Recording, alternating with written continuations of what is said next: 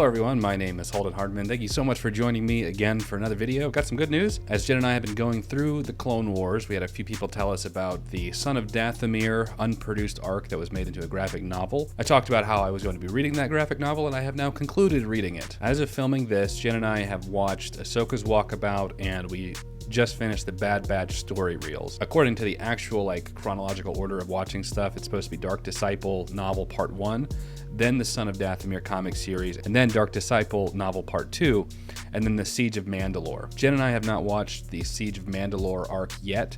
I wanted to read this one first. So here are just some of my thoughts, my review of it. I did make some notes kind of after the fact of specific things I wanted to talk about, because I'm guessing even though most of you guys are fans of Clone Wars, probably a lot of you haven't read Son of Dathomir, but there are a few things that I found quite interesting. I have my handy dandy Spider-Man notebook I've been using for years. You know how each of the episodes starts with the narrator being like, previously on Clone Wars, Injustice. Darth Maul and Savage Opress had fought Lord Palpatine, who makes an unexpected appearance. Palpatine then kills Savage Opress and overpowers Darth Maul. That's where we leave off. So this story takes place right after, or shortly after, the finale of season 5. I made a comment in the reaction I did with Jen that I thought that conclusion to the Shadow Conspiracy arc was probably the best arc of season 5. I thought it was great.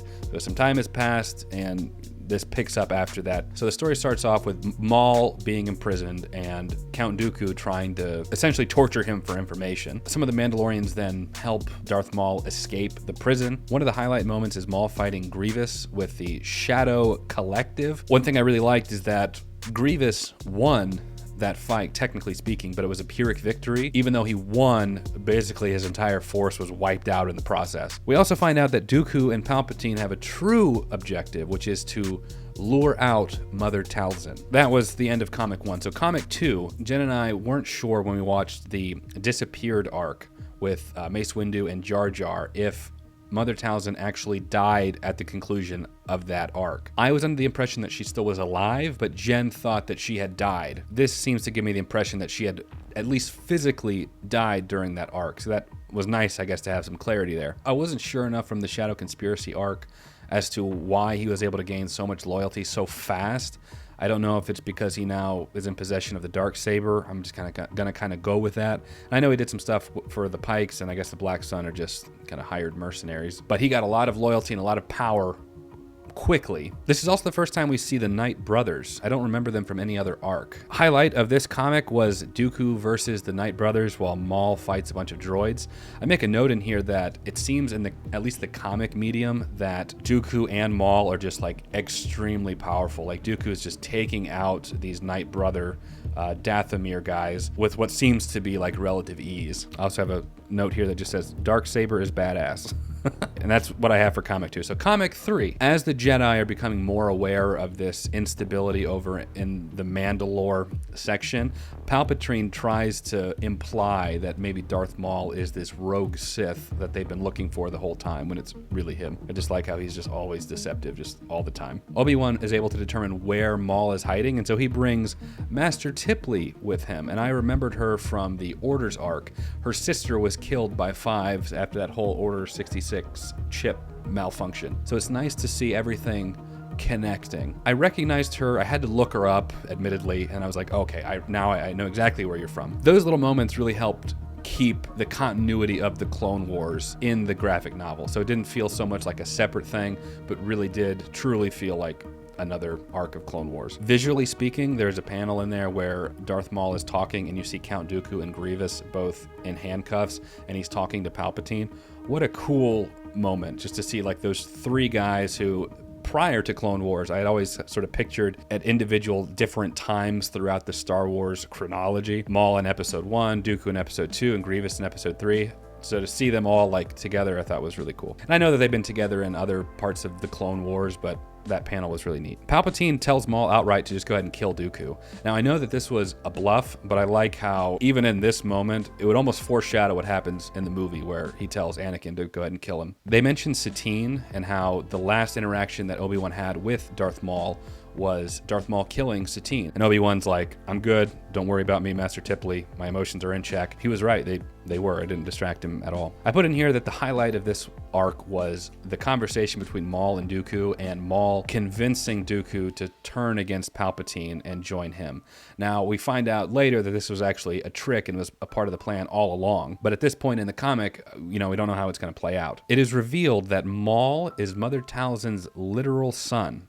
At least that's the way it was portrayed by Count Dooku's reaction. I thought that was interesting. That adds to the lore of it. I don't think it's Maul is her son in the sense that they're all Night brothers or Night sisters. It made it seem as though Maul was her literal son. Talzin also reveals that she and Palpatine mixed Night Sister magic with dark side abilities, and I really like that. I think it adds to why Palpatine is so much more powerful and different from just like the other Sith. It's because he's using a whole different power set. It also makes Mother Talzin interesting because she is, I guess, I don't know about as equal, but as equal to Palpatine as one can get. Cool panel I just wrote on here of Maul giving Dooku his saber back, being like, all right, you made the right choice. We're gonna team up. I wrote on here there were some awesome action panels. Mace Windu shows up with Jedi Aayla Secura, who doesn't really have a part in the whole arc at all. Crazy moment. When Dooku is confronted by Obi-Wan and Master Tipley, he kills Master Tipley, so she is dead. I did not see that coming, so she can go be with her sister.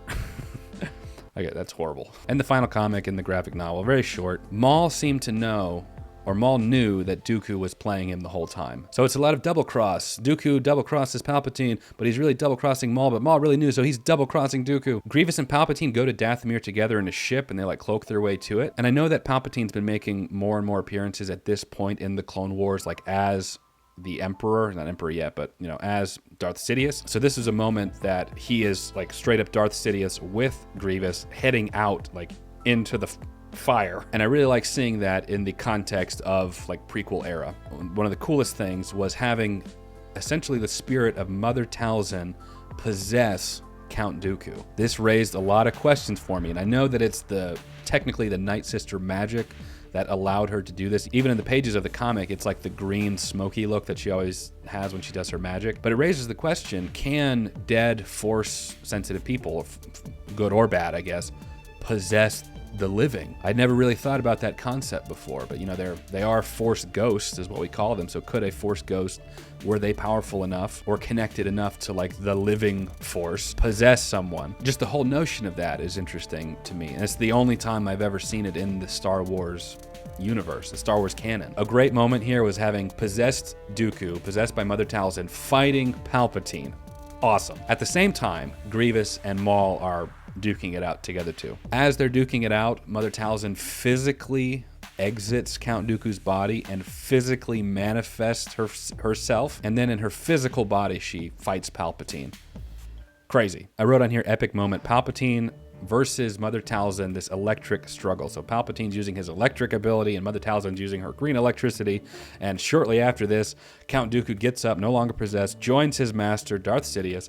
He gets into the electric company, the electric struggle, joins Palpatine. So it's Palpatine, Dooku fighting with Mother Talzin on the other end using her little green electricity, and then Darth Maul comes behind her, puts his hand on her back, and is like, use my force, it's all good, because he can't do the electricity thing. And Mother Talzin can't beat them. She can't overpower them. And so she realizes that she's losing and force pushes Darth Maul like back and away, where a couple of the Shadow Collective Mandalorian guys grab him and basically hold him back. And she tells him to run and get out. And there's a really cool panel in the comic where Grievous essentially walks through the electricity, or walks through the chaos of all of this, approaches Mother Talzin, takes two of his lightsabers, and then chucks them into Mother Talzin, killing her. Did I foresee that Grievous would be the one to kill Mother Talzin?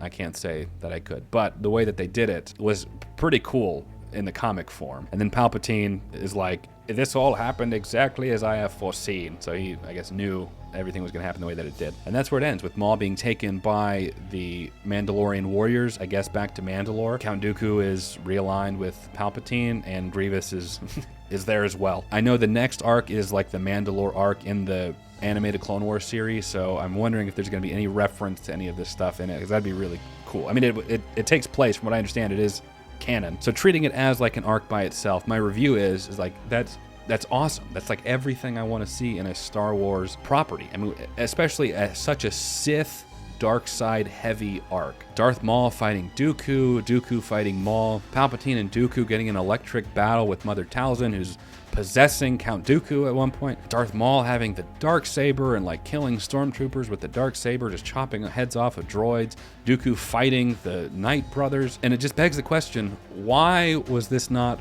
produced? I would have loved to have seen this in animated form. I think of like the Ahsoka walkabout arc, because I want to see more of Ahsoka, because I haven't seen her for essentially a whole arc. And then that's the arc that they give us, and it's really, I felt, lackluster.